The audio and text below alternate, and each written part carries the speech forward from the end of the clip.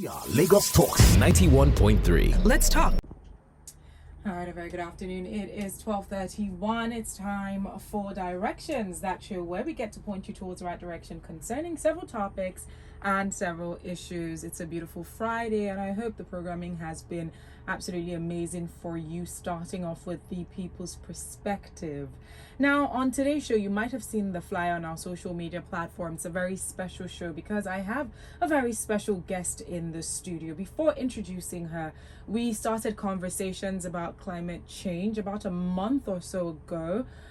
Just really intimating you with what climate change is all about and how you can play a role in ensuring that our environment is being protected. You know, with the conversations that we've been having, especially in Nigeria, hardly would you hear conversations about climate change. But like I mentioned, whether or not we're having the conversation about climate change, it is affecting us one way or the other. So today, to take this conversation a step further, I have one of the youngest climate and social activists that I have met personally, and I'm super excited that she is in the studio. Her name is Amara Nwuneli. She is 15 years old, and like I did mention, she is a climate and social activist, and she is from Nigeria. Hello, Amara. How's it going? I'm doing well. How are you doing? Very well, thank you. I'm super excited to actually meet you because I remember just having a conversation with you on via email, and how bright and brilliant you did sound in terms of your responses to me as well. Thank you. And just knowing that you are a 15-year-old climate and social activist, I just thought that was mind-blowing. So well done. Thank you so much, and thank you for having me on the show. Absolutely, my pleasure. So let's get into it. I really am curious to know how you got into this activism. You know, why climate change? You know, what piqued your interest? Why really did you step into this terrain? Yeah, I mean, growing up in Lagos, I saw the quality of the air and pollution all around me, and shanty towns and the conditions of people living there, even with rising sea levels. And one day my house was even flooded, and that drove me to do more extensive research about what climate change was, what we did to affect it, and how it affected us. And that made me super interested in the topic at large, and I knew that a lot of people didn't know about it, like you were saying earlier, and more people had to know what they could do to help. And that led me to start Ify Igwe Nigeria, which is an NGO climate movement that raises awareness about climate change among Nigerians. And from there, it's like I don't know, it's really growing. It's taking off, yeah. Right? And you mentioned this NGO, it's fight global warming in Nigeria. Yeah. Fantastic. We're going to get to that shortly, but I want to know, just when you finally, got interested, obviously being that you had your own personal experience, you said your house was flooded. Yeah. That's one of the effects, right? And you started asking questions. What was the response of your family or your parents? Were they like, well, it's just, it's getting hotter, and unfortunately this is how climate is? Or like, what did they say about it? What did they do about it to also enable you? Yeah, I mean, I think everyone knows about climate change, and when you hear about it, you're concerned at first, but it really is an added stressor to always think about recycling or always think about turning off lights. It's an extra step you have to take. So they were definitely supportive in a way, but I know that it wore off after some time with different things to focus on, like having to pay lights and do a lot of things to worry about. The climate change wasn't always the forefront of their minds. But they are also in the agriculture sector, so it also impacts agriculture, it impacts food prices. So they were definitely supportive about it, and so was my classmates and school in general. All right, that's fantastic. One thing that I've been educating people about on climate change is, they have a role, no matter how little it is, to play in making sure that the environment is sustainable and it is safer. Right. I want to know, when you finally got into this advocacy, what was the first thing that you did personally where you said, what, this is my contribution to the environment? Yeah, so because Fight Global Warming Nigeria started in quarantine, and it was the stage of DIY, I remember that I would always finish using a plastic bottle and just sit in my room trying to tinker with it to figure out what I can do to not just reuse it, but revamp it and even upscale it. So I used plastic bottles and made pencil cases out of it and made plant holders and just put them around my house. And some of them weren't the best aesthetic looking, but it was definitely in my house and it was definitely being used. And I think those are one of the things I started with, and I even brought it to my school that I went to in Lagos, and I asked to speak to like classes about it, and we started even more like general just like initiatives around the school. Wow, that's beautiful. And you know, that's another thing that I really want to know in terms of what your NGO is doing to ensure that children, you know, are more educated and they are informed in such a way that it piques their interest to engage in activities that protect the environment. So I want to know which other ways you and your NGO have devised to just ensure that kids your age are learning more about, you know, climate change, global warming, and the list. Yeah, I mean, there's this quote that I really love that I'm just gonna share real quick. It says that we are the first generation to experience climate change and the last generation to be able to do anything about it. And I feel like children really need to have their voices heard, but they also have to be empowered by their parents, by their school to do something. And we can.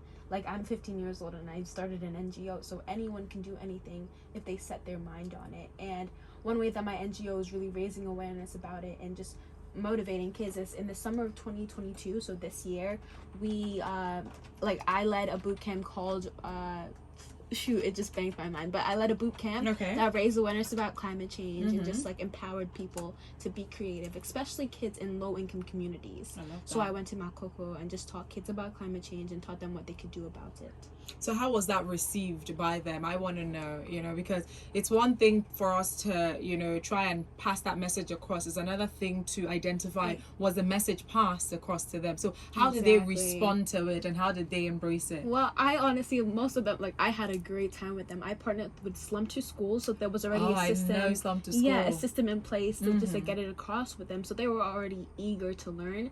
But I made sure that they could connect with what climate change is, because climate change affects the most vulnerable already. So the food prices, like how their living conditions are. So I made sure that it was rooted in things that they do experience and not words that were like large that they couldn't even understand. And I think it was received really well. That is fantastic, especially making sure that it was very relatable based on what they were experiencing personally.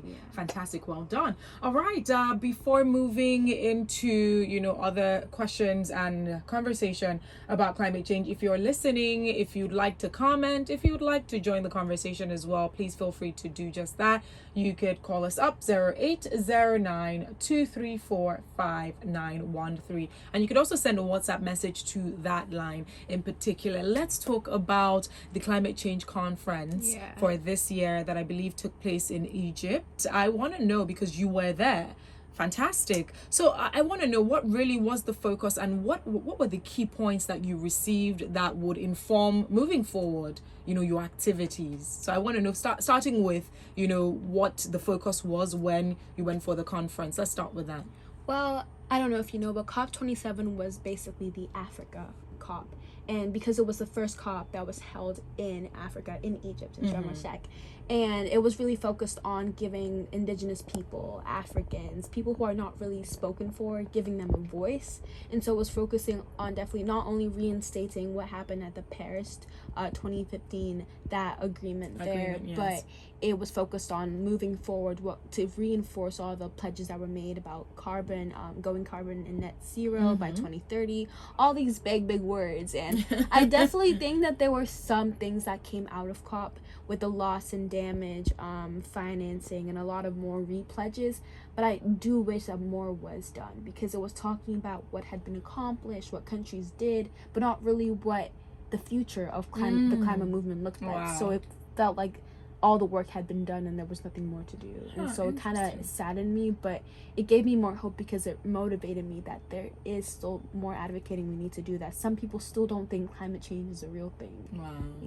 Wow, that's interesting. It's rather unfortunate that the focus was more on what was done as opposed to what could be done. So I want to know, from your own perspective, what would you have loved to hear specifically coming from that conference? I would have loved to hear more about youth and individual cooperation with the government and with private organizations. I feel like with those interrelations, a lot of work can be done, and just hearing how more people can help one another. Like, the government isn't the only person that can fix, the only entity that can fix climate change. It has to be with local organizations, it has to be with individuals, families, and schools. So I would love to hear more cooperation, and even through an international level, with different countries helping one another. So Nigeria helping South Africa, and the US helping Britain. Just more, because climate change affects everyone, and so we all have to work together to help it.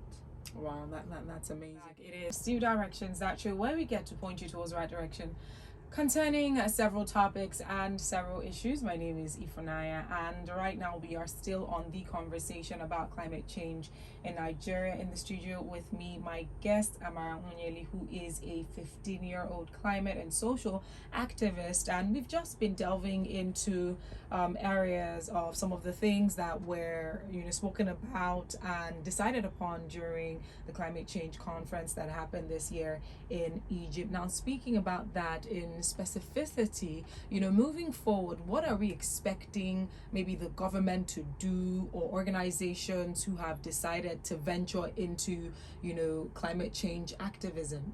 Yeah, so at the Nigeria Pavilion at COP27, a lot of pledges were made, and a lot of really inspirational people spoke, and it was a very vibrant space where everyone wanted to knock heads and figure out the best movement forward. But one thing is, who is going to hold us accountable? How are we going to make sure that these policies are implemented and they reach the right people, and the funds that are flowing into the climate space are being used effectively and ethically, because that is a problem that we all face. And I feel like one thing we must do is urgently develop a comprehensive national climate strategy, and it also has to be transparent and just supporting policies that actively focus on education, reforestation, everything under the sun that will move us forward in our climate movement. Wow, and that's a good question. Who's going to hold us accountable? Even before this year's climate conference, we know that in the past there have been funds sequestered for climate change and sustainability in the environment. Until today, honestly speaking, we haven't necessarily seen any significant change. In some parts we can think that it's even gotten worse. There you go, especially in the enlightenment of people. And it's very important, because if we're focusing on battling something, or we're focusing on targeting a particular goal, if you want everyone who is a stakeholder in this conversation to be a part of it, we have to be enlightened. We have to be educated about it. But when I have conversations sometimes about climate change and maybe bring it into certain spaces, there are people who don't really even know what it's about. Exactly. So we wonder what those funds in the past have been used for, and how much more now that there are more funds that people were pledging, right? What is that going to be used for, and who is going to hold them accountable? Exactly. So I guess it's up to us. It's up to people like you, up to people like me, and people who've decided to take on this as a duty to somewhat push the information about climate change. At the end of the day, we're aware of these different things, and it's us that would hold the government accountable, asking them the right questions, putting out the information that people might not know. Like, for instance, the pledges that were made, hardly have we seen publications about these different pledges. Exactly. Right? So they're made, and if people don't even know about it, people don't even know to even hold the government accountable. One thing we have to focus on is definitely education, and driving climate education into school courses and systems. Wow. I know you did an article that was published in The Guardian. Speak to us a little bit about that.